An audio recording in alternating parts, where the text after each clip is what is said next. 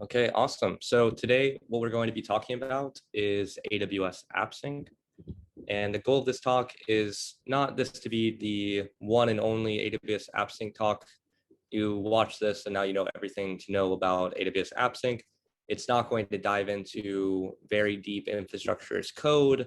It's more of a high level about some of the capabilities of AWS AppSync and just some of the things that I like to highlight between API Gateway, traditional REST APIs, and then building GraphQL APIs with AWS AppSync. It won't go into, let's say, like Apollo versus AppSync and what the differences are there, but mostly from a, hey, I want to build a serverless application, I want to build an API, and I need that API. I have two big options, which is traditional API Gateway REST API or AWS AppSync for GraphQL. And that's what we're going to kind of jump into today. First off, though, I want to give a little bit of a background about Serverless Guru, and then I'll get into a background about myself as well. So Serverless Guru, as it says here, we help companies innovate faster, reduce operational overhead, and streamline application development by leveraging serverless technologies. What this looks like is if companies utilize Serverless Guru and our years of experience building these applications, and a lot of the stuff that we'll talk about today and during this talk, you can skip over that complexity, lay a strong foundation for your entire team, and get closer to the benefits of serverless faster than if you were going alone. Some information about myself before we jump in. I'm the founder of Serverless Guru, co-host of the Talking Serverless podcast and also the Serverless Economics podcast, author of the Serverless Zero to Paid Professional online course, which you can find at training.serverlessguru.com, or you can go to serverlessguru.com and find our resources training tab. Also, we'll share these slides out, so all these links are able to be accessed. And also an AWS community builder. One thing that I like to highlight here in the second bullet point is that I started my serverless journey in the innovation engineering department at Nike. And while I was there, that's where I really got the hands-on experience with doing serverless framework type of development and serverless application development on AWS towards proof of concepts that were unreleased by Nike that had a whole bunch of other components mixed in with like machine learning and those type of things. And I got my feet wet in that in late 2017. And since then, continued down this serverless route, mostly because what I recognized is there was a skill gap in the market.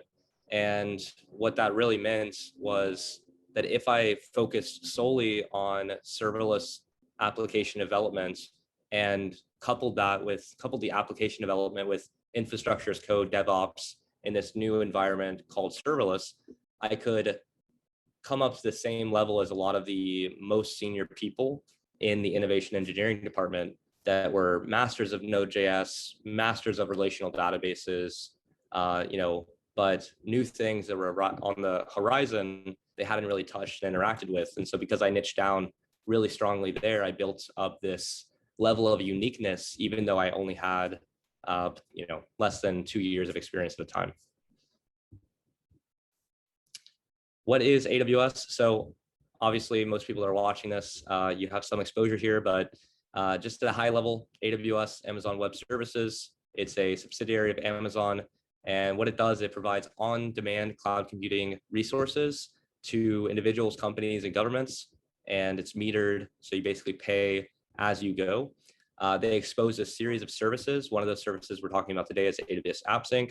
And by leveraging it, you get to skip over a lot of the overhead of trying to build all that automation yourself. What is AWS API Gateway? So API Gateway is a fully managed REST API service that allows you to easily create API endpoints that connect directly to AWS Lambda functions. AWS Lambda functions are a very small way of deploying your code and your business logic on the cloud. And once you do that, you can then connect it to a whole bunch of other AWS services, and it's also pay as you go. It's basically, it's pay per use. So as that Lambda function gets triggered, as your business logic gets triggered, you pay for just that small amount of time it was running, and you don't pay for idle. You don't pay for provisioning something 24/7, 365 days a year. So this high level overview what it's showing here is what's called a Lambda proxy connection to Amazon API Gateway. And so you can see that we have our actor on the left. This would be our user. Maybe this is your front-end application. It then makes a API request, a REST API request to Amazon API Gateway. Amazon API Gateway has a series of things defined. If the front end or if the requester wants to, let's say, go to /accounts, we can actually tell Amazon API Gateway that if somebody tries to request /accounts, send them to an AWS Lambda function. That AWS Lambda function will get an event, and that event will have information about the request, things like the HTTP method, the path, and also the body that's being passed in the request. But that's not the only capability of API Gateway. There's also support for service proxy and also for HTTP proxy. And what that would look like in this case is similar to what we'll talk about later in the talk with AppSync, with AWS AppSync, is that Amazon API Gateway can go straight to DynamoDB or straight to, let's say, SQS, which is a queuing service, DynamoDB being a database, or let's say like SNS, which is a notification service from AWS. And so API Gateway can go to Lambda first and then go to those services. And that gives us the ability to add more complex logic. For instance, our AWS Lambda function here in the top, it could make a request to a third-party API, bring back some data, and then store that in DynamoDB. That would be a little bit more tricky to do with something like a service proxy, where it's almost just forwarding the request to DynamoDB with very minimal modification of the event and the request coming in. So to go over some differences here, or some pros and cons, REST APIs with AWS API Gateway, what you get from that is easy to set up and start. I found that with using something like serverless framework and setting up API Gateway connected to a Lambda function, I can probably do that in about 5 to 10 lines of code. It won't have everything that you need, but if you wanted to just spin something up that has public access and it's not restricted and all those things, then you can do it in about 5 to 10 lines of infrastructure as code. We'll see later, with AppSync, it takes up much more. It takes understanding of serverless framework plugins. If you're using just raw cloud formation, that's complex as well. So just the easier way, if you're just getting started, it's less IAC experience, less infrastructure as code experience required.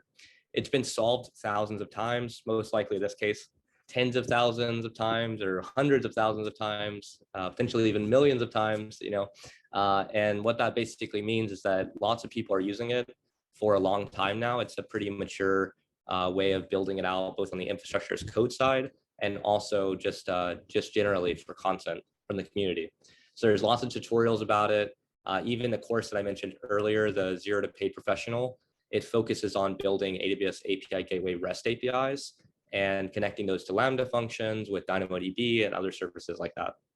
Some cons that you get from AWS API Gateway, documentation is a bit more difficult to set up and keep up to date.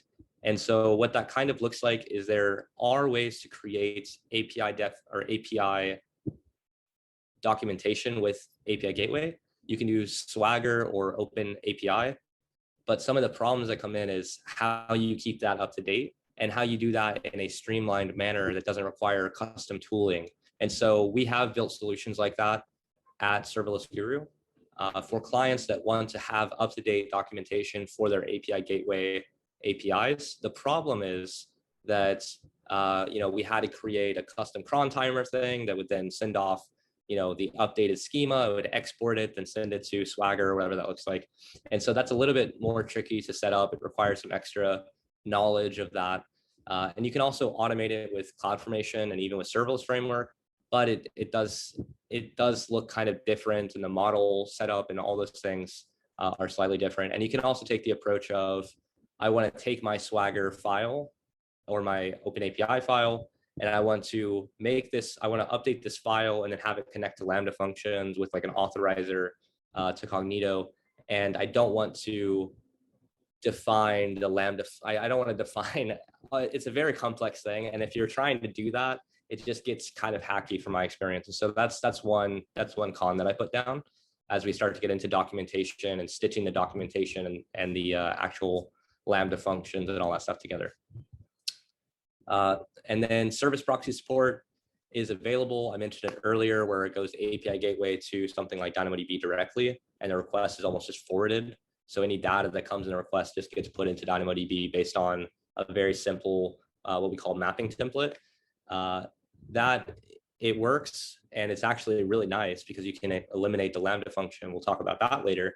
But there is less tutorials than, let's say, like AppSync. So in the AppSync side, it's going to expose some concepts which are transferable backwards to AWS API Gateway, just maybe more lesser known.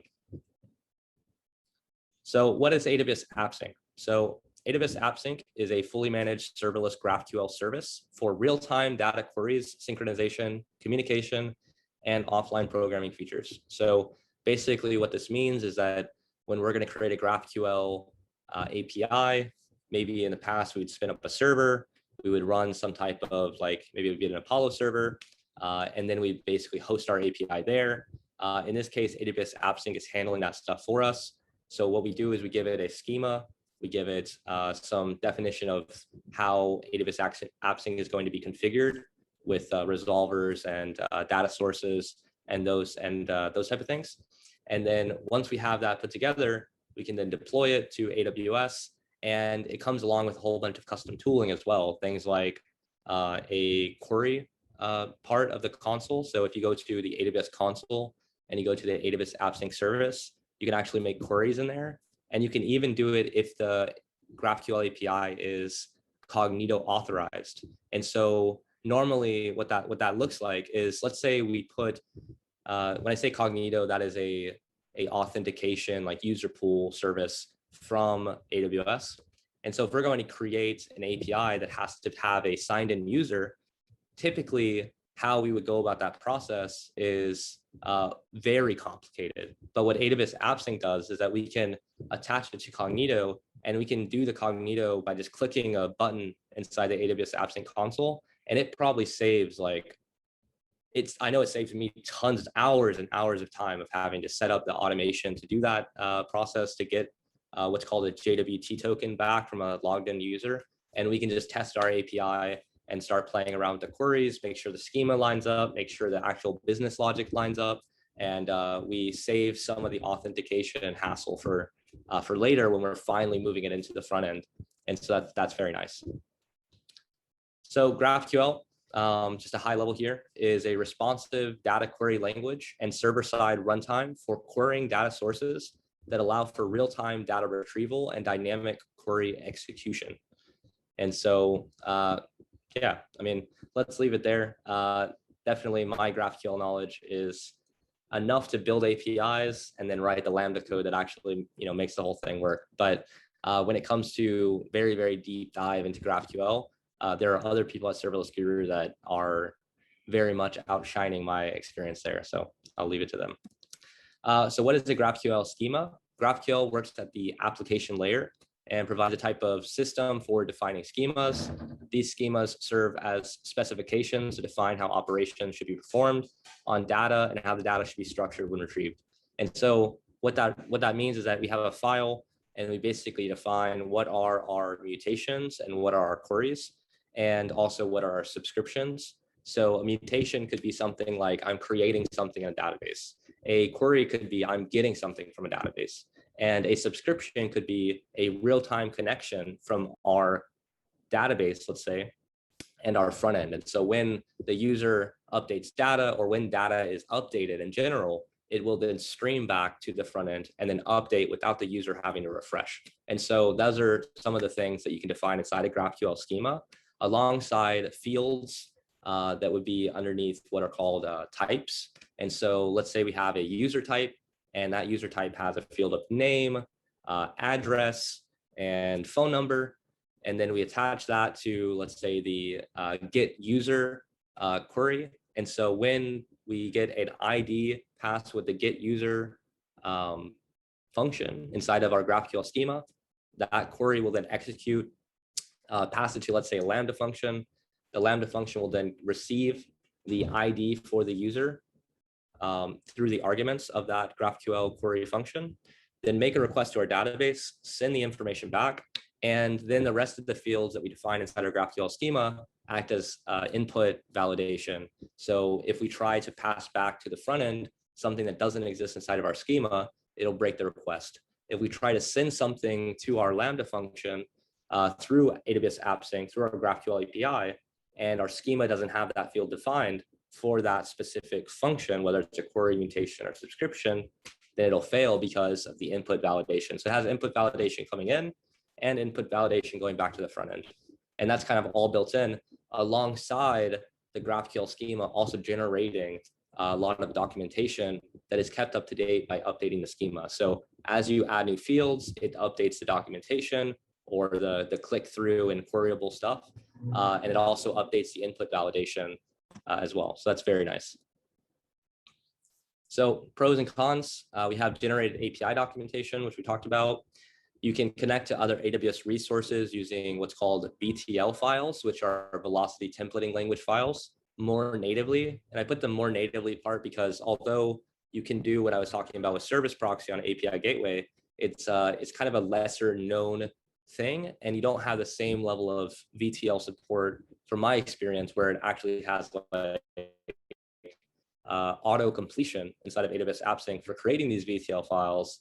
I didn't see the same level of functionality from AWS API Gateway. So if anybody knows that to not be true, definitely drop that and we can talk about it. And then the third bullet point here is built-in schema validator and query section in the AppSync console. So this is very nice because when I'm writing a schema and I'm trying to make a new GraphQL API, and I have to write a GraphQL schema, I'm adding fields, I'm adding functions, I'm adding queries, mutations, subscriptions. And if I get that wrong, like let's say I forget something or I don't give it the right type, or I don't give it the, instead of string, it's an undercase, or I add an extra letter or character, the AWS AppSync console will actually validate that for me. There are also things that you can run locally to do that as well. But I just like that I can almost just, I know that if I drop my schema into the AppSync console, I will get back a good or a go or no go. And it will also show me the exact line of where it's actually breaking with a description that's easy for me to debug and troubleshoot, which is extremely nice. Because if you do the local validation and the thing that you're using doesn't tell you exactly where it is, then you almost have to go through that process of trying to identify it as well. In this case, I like that I can just drop in the AWS AppSync console, and that's all I have to worry about. Same thing for the query section. So as I want to make tests, as I want to test my API and just get a general sign off, right? You just want to know, I built this thing, I want to make sure it works.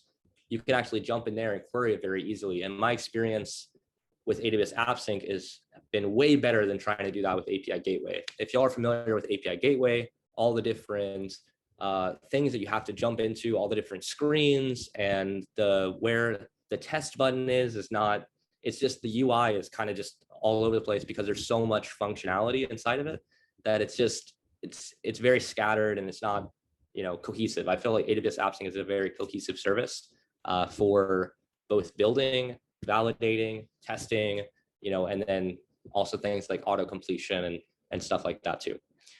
Then getting into the built-in VTL creation tool with AWS VTL helper functions. So this is a really cool one. So when we talk about velocity templating languages or templating language, and we talk about these files, what we're really saying is that AWS AppSync is going to use this like static file, right?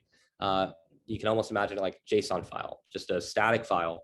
And when the request comes in and we tell AWS AppSync, if they go to, let's say, get a count, that run that function, it's going to then trigger this mapping template, and that's our VTL file. So when that happens, we can run custom code inside of there. And that's where AWS, similar to what they did with Node.js and Golang, I guess they're working on Golang maybe, but I might be wrong on that, but Node.js, Python with Boto 3 or the AWS SDK for Node.js, they also did that for VTL files. And they made built-in helper functions for things like timestamps, for checking Cognito, for error handling, all sorts of stuff. And that way you don't have to write as much custom VTL. And the more they add those things in, the more complex you can make your VTL files, which means the less need that you have on having a Lambda function there. And so we're eliminating the Lambda function. And as someone said recently on Twitter, any code is a liability. Code is a liability, right? It has to be updated, has to be maintained, has to be tested, has to be debugged, all those things, right? Whereas this static file that's routing your stuff to the database, it's static. Like we don't have to, I mean, we test it, but we're not doing unit testing and integration testing. Like it becomes a lot, maybe we're still doing it, but it's like a much smaller degree of change. And that's really nice. And it saves a ton of time around other areas, because testing that file just becomes clicking query in AppSync or running some type of local script that's going to test that. Whereas with something like Node.js, it's like we have to write functions, and we have to worry about promises, and we have to worry about what type of loops are we running and all these things. And also the cost factor of the Lambda function running. The last one here is easier real-time communication support with subscribers. So if you're running an AWS API Gateway API and you're trying to do real-time connections, you're probably going to be messing with WebSockets. And you definitely can do that with API Gateway. From my experience, it's a little bit more tricky than setting something like that up with AWS AppSync. And we actually have videos on our YouTube channel. So if you go to YouTube and you look up Serverless Guru and AppSync, you should see like 3 videos that we made a while back. And I want to say even 2019, where we actually go over building out a web application with real-time connection to subscribers.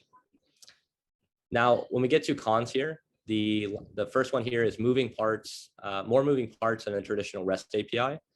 And so what this kind of looks like is that's 5 to 10 lines of code or infrastructure as code to create the API gateway. Whereas with AWS AppSync, it's a lot more, because you have to include a plugin for serverless framework, and then you have to define a whole bunch of things, and it opens up new vocabulary, new areas that you might have to debug or troubleshoot if you miss the indentation, or if you don't add it exactly how you should be adding it. And all that increases the amount of development time to actually get something up and running. It can also be more difficult to quickly create a proof of concept, thinking about the schema specifically. Sometimes when I'm developing a proof of concept, all I care about is the business logic. I care less about defining the schema, because in my mind, I'm trying to develop the idea of the schema while I'm trying to write the business logic, or it's like a creative process. And if you put too much of a structure around that creative process before you actually have something, at least to me, it feels like it hinders the process. And so I often find myself using an API gateway solution just to get it up and running quickly, so I can then actually start using it for real things, because there's a chance that the path I'm going down is actually the wrong path, and I won't reveal it's the wrong path until I'm actually seeing the thing in action. And to see it in action, I want to move a lot faster. Whereas like with AWS AppSync, I feel like there's a little bit more setup that I have to do. And so in that case, it's like it slows down my ability to know if I'm going the right path or not. However, if you have that full structure, if you have a team of people, you have a product team, you have a development team, then this is totally fine. And if you have a relational database already with existing data structures, you have people at your company that are already doing this type of relational data mapping things, then this is probably not the biggest deal. But for me, I've found it when I'm doing some new idea, I just want to get it up and running as soon as possible. Then getting to, and there are workarounds for that. I'll just say you can stringify your entire response, and then you can stringify the request, and then set up like one query and one mutation, or some stuff like that, right? Like you can do that and still utilize AWS AppSync, but it's of course not made to do that. All right, getting to complex VTL files. As you can imagine, if you have this static file that says when request comes in, put data into DynamoDB. Well, there's a lot of nuances to that. We don't want to create a new record if this condition, and also this condition, and these other 10 conditions. And so at that point, VTL files are way too complex to put together. And I would say you should just have a mapping template that sends the entire request straight to a Lambda function, and then do all those 10 different conditions, and then put the record in the database if it's required or not. So VTL files will start to break down and become more difficult once you hit some of those use cases. But from my experience, there still is a specific moment to use a VTL file. And that's when you're doing things like, let's say, get user by ID, or if you're doing create user by ID. And it's very defined. It doesn't really change very often. There's no extra checks that we have to do. And so I'm sure there's areas like that inside of your applications where you can define something and say, you know what, all we are doing is a get user by ID. Maybe in this other one, we're doing something more complex, but in this specific case, why don't we eliminate the Lambda function completely and just use that static routing file to the database? And I mentioned the infrastructure as code already, requires a lot more understanding than a traditional REST API. And real quick, let me check chat. All right, we're all good. So moving to an architecture of AWS AppSync, what we're going to look at here is the actor on the left. That is our user, our front end, making a request to AWS AppSync, which then has a mapping template that we talked about before, that BTL file, which is then going to route that request to DynamoDB or RDS or to AWS Lambda, where AWS Lambda could then put it into DynamoDB or make some other request from there, right? And so simple CRUD functionality potentially could go straight to DynamoDB.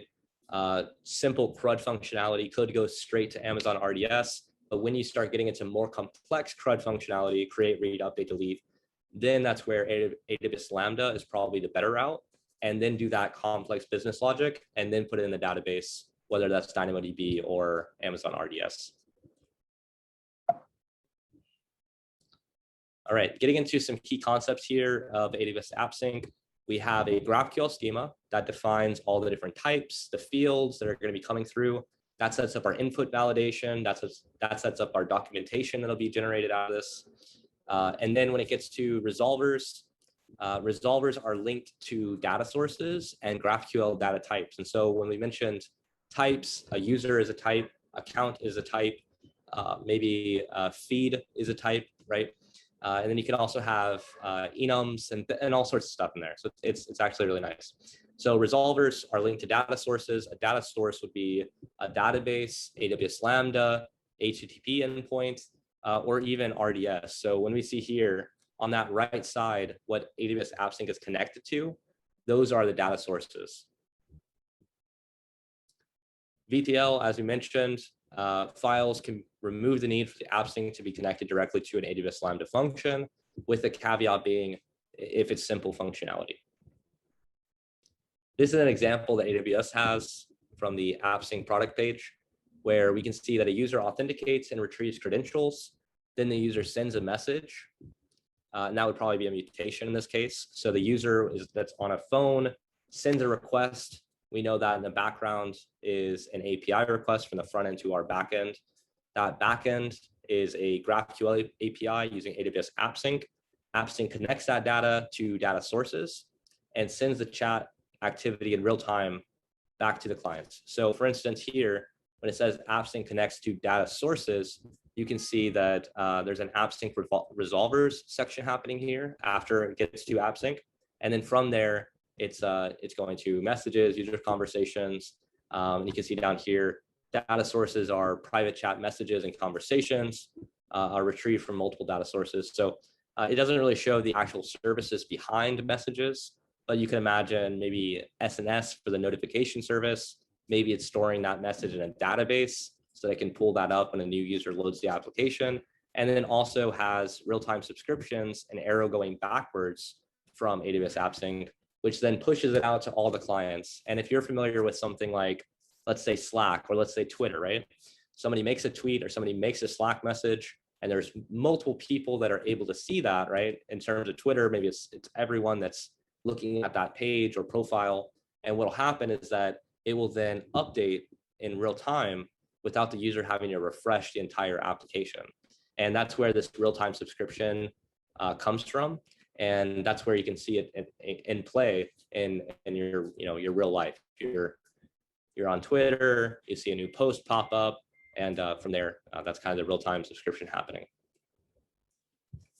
All right, so getting into deploying AWS AppSync, this is what a section looks like inside of the inside of the serverless.yml. So this is specifically around the serverless framework. And what we can see is we have the functions block here. If you're not familiar with serverless framework, I would recommend looking up some sample templates of AWS AppSync with serverless framework after the talk so you can get a reference here. Also looking up some of our stuff on YouTube that we have around this as well, because we build out serverless framework stuff for AppSync. And then also, if you're just interested in getting better at serverless framework, check out training.serverlessguru.com and the Zero to Paid Professional course. And if you scroll all the way to the last chapters of that course, I made a whole deep dive into serverless framework, things like that. And we'll go over stuff like this in a lot of detail.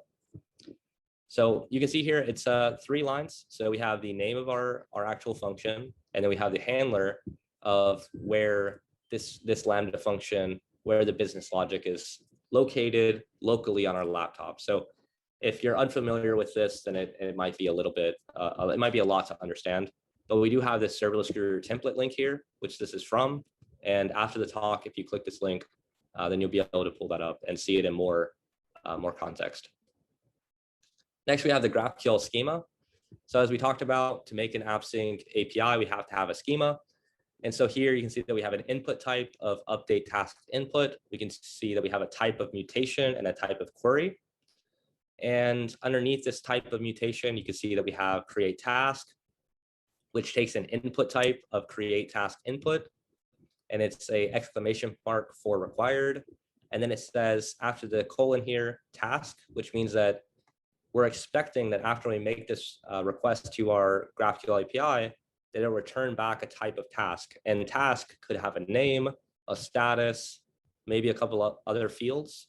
And that's where that input validation and the validation on the when it sends it back are both happening, because if we pass something as input to create task that's not defined in our create task input, it'll break the request.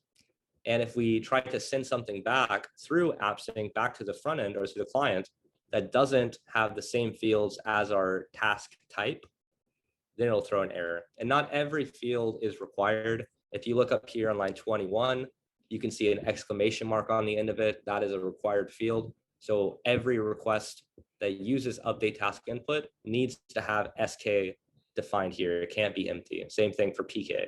But for status, you can see there's no exclamation mark, which means that if you don't include this in the request, it won't break the API. And so that's kind of how you can get around that a little bit, is that if you have fields that don't break the business logic, you can put those as optional fields.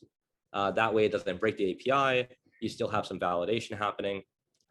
And it's also shows up inside of our generated API documentation that we can kind of click through and play around with. And again, this is also inside of our templates repository. Now moving to the AppSync API section, this is the start of the section here on 45, on line 45 here. This is the plugin, the way that we build AppSync APIs using serverless framework. And to do that, we have to define on line 46 what the name of the API will be, what the authentication type will be. So it could be IAM, it could be Cognito. I think it also could be API key as well. And you can see here that you can also add additional things in here, like an additional authentication provider for this API would be API keys. So basically, we both have it supporting AWS IAM authentication and API key authentication. Getting into the AppSync data sources section, you can see the Lambda data source and the DynamoDB data source. You can see on line 69 that we define an array of values here. The type that we have on line 70 is a Lambda function, and the config on line 73 has a function name that we defined here, and also a Lambda function ARN defined there. And so same thing for DynamoDB here. That's the type of our data source. And then we expose the config section here and we define the table name. So what we're doing is we're basically setting up, let's say, the scaffolding of what our GraphQL API will be. And we did that with the schema. Now we're doing it inside the serverless.yml file. And ideally, when we showed the AWS Lambda function being created, that would be what the data source is actually linked to. That's where this function get attribute main Lambda function ARN comes from. We're associating this data source of AWS Lambda to that Lambda function that we just showed in the other slide here on line 86. So we're connecting those two things together. And for DynamoDB, we have a section defined that actually defines our DynamoDB table, which we're then connecting to this data source. And now when we deploy this, AWS AppSync will know about 2 data sources. Well, actually know about 3 data sources. As you can see on line 81, there's one more, but just focusing on the first 2. When we deploy this, we'll see 2 data sources, AWS Lambda and DynamoDB, that are both attached to some type of resource. And the resource that DynamoDB is attached to is our products table, and the Lambda function is our main Lambda function that we called, main Lambda. Then getting to mapping templates. So we have the data source, we defined it here. You can see Lambda data source is the name of it. You can see that we have a type of query and list tasks. So as somebody makes a request called list tasks, it's going to route to this VTL file, which is called lambda/request.vtl, and this response called lambda response.vtl. And this is associated with the Lambda data source. And you can see the same thing down here on line 56, Lambda data source, but this time it's a mutation, and the field is create task, and then we have a request.vtl, response.vtl. And so specifically here, what you'll see is that on line 56 and line 51, it's using the same data source. So we're doing a query and we're doing a mutation. List tasks and create task are both being routed to the same Lambda function. So this one here, this is a snippet from Serverless Framework, and it's a basic example of how you would make a request to your AWS AppSync API. So on line 1 here, you can see that we're importing the library called node fetch. And then on line 4, we are defining what our GraphQL URL will look like. And we're passing the API key here on line 8. We're giving the ID value a static value of 1 on line 11. Then we're making the fetch command on line 13 with a method of post, our API key attached in the header. And then we have the query on line 20, which is saying query get post ID, and then we're passing in the ID dynamically. And then it says here that inside of these curly braces, this is what we're returning back. So we're returning back ID, author, title, content, and URL. Perfect. Now getting into CRUD APIs without code. So now we're going to go over VTL mapping templates. So this is what, I called here the magic. I really like AppSync for this. This was one of the biggest things. Obviously, as we talked about, service proxy exists on API Gateway, but the level of support, I think, is close to none. There's nothing else from my experience that's close to the support that we get with AppSync here. So leveraging VTL files, we can remove a lot of API code. We can also get all CRUD functionality can be replaced with VTL files. I put the asterisk there. Obviously, if it's a little bit more complex and we're making a separate API call, then potentially not. AWS has their own VTL specific packages to allow the developer to do for loops, set variables, stringify objects, put things into DynamoDB JSON form, we have that ability to do all those different things using these built-in functionality from AWS, which is very nice. And here we can see what the VTL mapping template looks like. In between AWS AppSync and DynamoDB, we have a VTL mapping template. There's no Lambda function required, and we can send it directly to DynamoDB. So first off, we have C and CRUD. So this would be what a create request VTL file looks like. On the second line here, you can see operation is put item. It has a key of ID, and we can see that it's a string. And then it says context.arguments.id. And so if we look back, this ID value is being passed here. So you see how it's inside of the get post ID and it's passing the ID argument. The way that we actually pull out these arguments is by saying $context.arguments.id. And so because we're passing the ID in, it would be underneath this whole thing that comes through to our VTL is called context. And inside of context, it has another field called arguments, and that is what's being exposed. And so we can basically say, get the ID argument that we know is coming through our GraphQL function, and then pass that as the key for our put item operation on the database. And so here we have attribute values. So the first one here is author. It's also string, and you can see context.arguments.author. So we're both passing the ID in the GraphQL function, and then we're also passing author, and then we can pull those out and pass that into this static mapping template to allow us to create a new record in our database. Now getting into the R in CRUD, we have get by ID request, and here you can see the operation is get item. And again, we're taking the ID out of the context.arguments, and now we're able to get that user from our database by just passing an ID. Then you have the get all basic request. So all you do is pass operation scan, and what that will do is it will then scan your entire DynamoDB table and pull back all the records. And so this is a really nice, easy one. You may want to do something like pagination, other things like that. There are also more advanced versions of this basic scan here. And you can find those by going to the AppSync docs.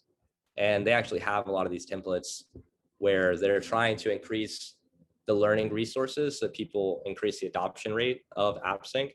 And so they have a lot of this stuff already made for you. So here we go. This is what a get all advanced looks like, as I was just alluding to. You can do operation scan, and then as we get into more down here, you can see that we're doing an if context.arguments.count. So we're saying if the count exists inside of the arguments, which maybe that's an optional field. So if it does exist, then we want to add an extra field here called limit, and we want to put the count in. Otherwise, we run the if statement that says context.arguments.next token, and we say the next token is equal to context.arguments.next token. And what that would do is it would basically say that if we hit the cap on our number of records returned by the scan, so let's say it's 25, then it'll return back a next token value. And with this advanced one, it will then pull the next set. And it'll do that over and over again. Let's say you have this wired into your front end where you show a table and an arrow, and as they're clicking through the different tabs, they're seeing that different row set. And you're able to do that by just adding a count and next token argument into your GraphQL function, and then using the static file. And that's some pretty complex functionality, honestly. And so the fact that you can do this in maybe like 10, 12 lines of code, then what are you potentially breaking here, right? Like once it works, you can use this across all of your teams, applications, all these things, and you don't have to keep reinventing the wheel. It's a static file, etc. The U in CRUD here for update. Let's see if we can go back. So the operation is update item. Again, the ID is being taken from the context.arguments.id. Then we have an update clause here that has an expression that says add tags and has colon tags. If you're familiar with DynamoDB, this will make sense. If you're not, you might look at it like like it was written by an alien language or something about why they did this. But basically, when it says colon tags, it does a lookup against expression values and then looks up this side, which is SS for a string array.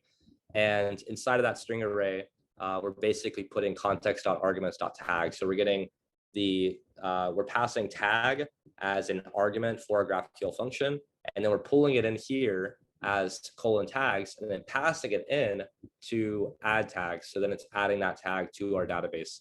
And of course, it looks like this one is not updating a specific index. So it's just basically resetting the value of the tags versus adding an additional tag.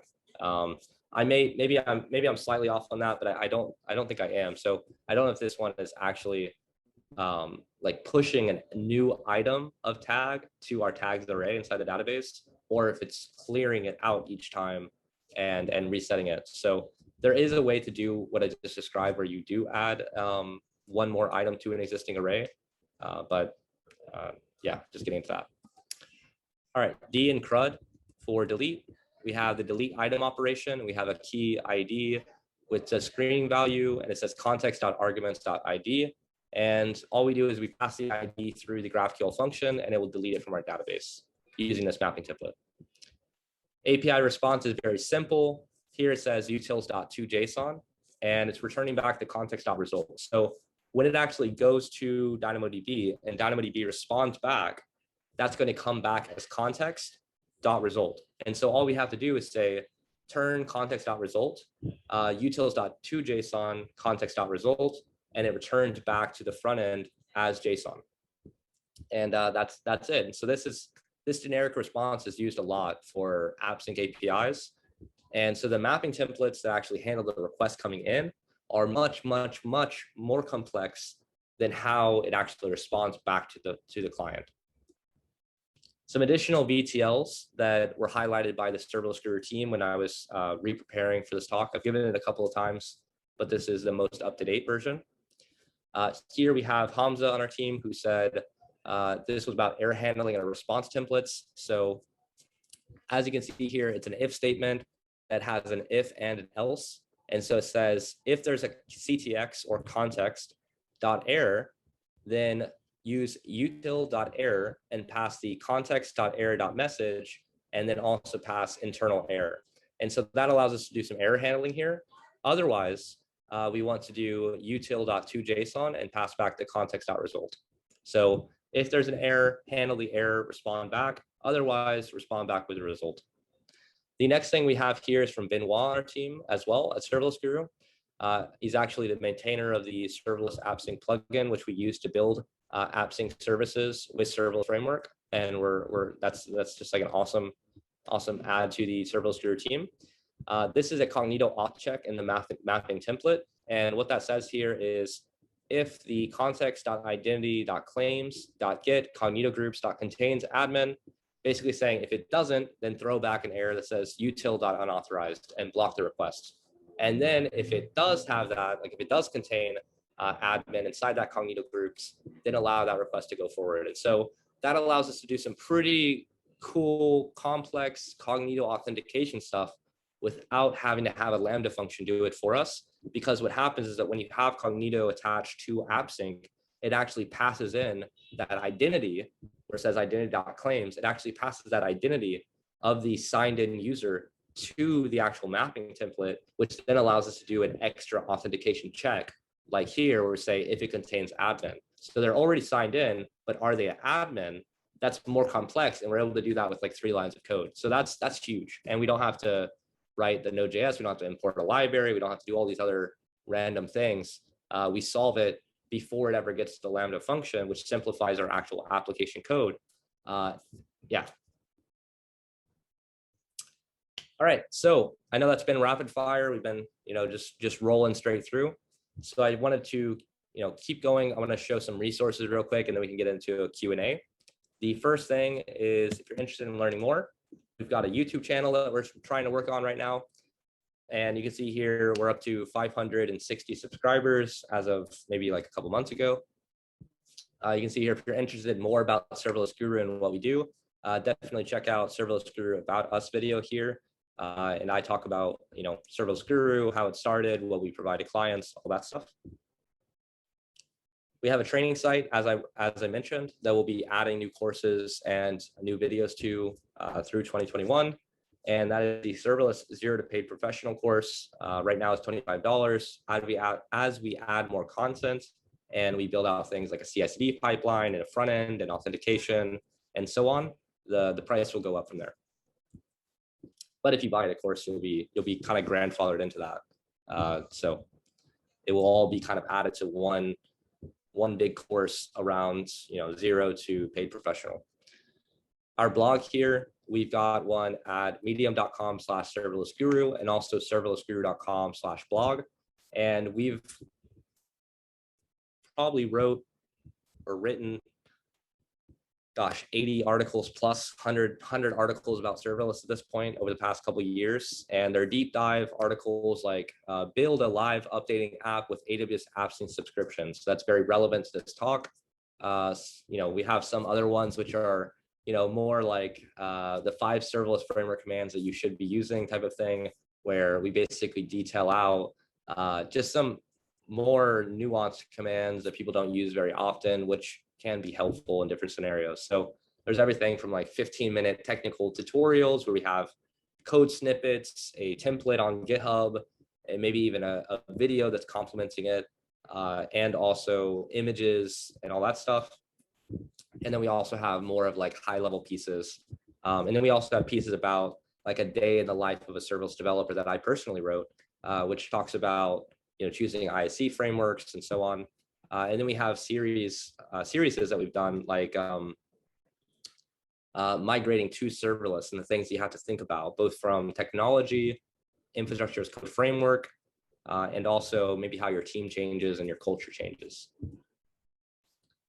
Next up, we have the podcast here. You can see the Talking Serverless podcast. You can see that at talkingserverless.io. You can also find it on Spotify, iTunes, Google Music, anything that supports podcasts, we're probably being broadcast on there. And we talk to people that are in C-suite roles across the industry of serverless, AWS, Azure, GCP, et cetera, and also influencers in the space that are making big impacts like Ian Cui, Jeremy Daly. We talked to James Beswick and a ton of other people. Here's some of the resources here. And again, this will be shared out on Twitter. So if you're not following us, follow Serverless Guru on Twitter, and you should see this pop up. Professional course, our blogs. We have a templates repository, as I mentioned. We've got 50 plus templates on building serverless applications. We have an intro course for free on our training site as well, the Talking Serverless podcast, and of course this meetup, which you are currently on right now. All right, so we're to the QA, perfect, because I did not prep any water and I am starting to feel kind of parched, I think that's the right word. And you can find me on Twitter at Ryan Jones IRL if you're interested in hearing about not only the technology side of Ryan Jones, but also perspectives on entrepreneurship and just general thinking about things. And then LinkedIn as well, Ryan Jones IRL. And then for Serverless Guru, of course, serverlessguru.com. So I think that is the end of our presentation. So on that note, let me open up the chat and see what's going on. Yes, okay, first question from anonymous attendee. Am I able to do complex queries with AWS AppSync? And I would say, yeah, I would say that you definitely can. Can you do it inside of the VTL template? Potentially not. There's that saying, like, just because you can do something doesn't mean you should do something. I think the same applies here when trying to decide, should I use a VTL mapping template or not? If you already know the kind of logic that will go into the doing what you just said with the query, and you know that that complex query might require a third-party API request prior to, let's say, getting data from a database, that might be not able to be done. But if you need to do a Cognito check, or if you need to just write a SQL command, that is supported through just a mapping template. So that would be kind of the line that I draw there. If you're not able to achieve everything through just a raw mapping template, then you can use an AWS Lambda function. Then you just use a very simple mapping template, which forwards the request to the Lambda function, the same way that API Gateway would forward the request to Lambda using Lambda proxy. And then from there, the Lambda function can then do the complex query that you're talking about. All right, and then to the second question, hopefully that answers it. Otherwise, definitely feel free to add another question. I'm curious about how data is secured with AWS AppSync. How does it work, and is it secure? So I think there's a couple of different angles that we can take this question. The first one would be authentication. You can create very, very secure AWS AppSync APIs. When it comes to adding Cognito authentication, we can do that. We can also do what we looked at earlier, which is adding on the Cognito user group check, which then has the additional check of if that user has admin privileges or not. And that can help us even limit down authenticated users to another subcategory of that. We can also add additional methods like we saw IAM, which has like a level of almost like a guest flow and a signed in flow. So we can support both unauthorized and authorized users. And then we can also have authorized users that are part of a more highly secure role like admin. And so there's kind of that three, we can do quite a lot of things there. We can also add additional authentication types, which we saw earlier, like an API key.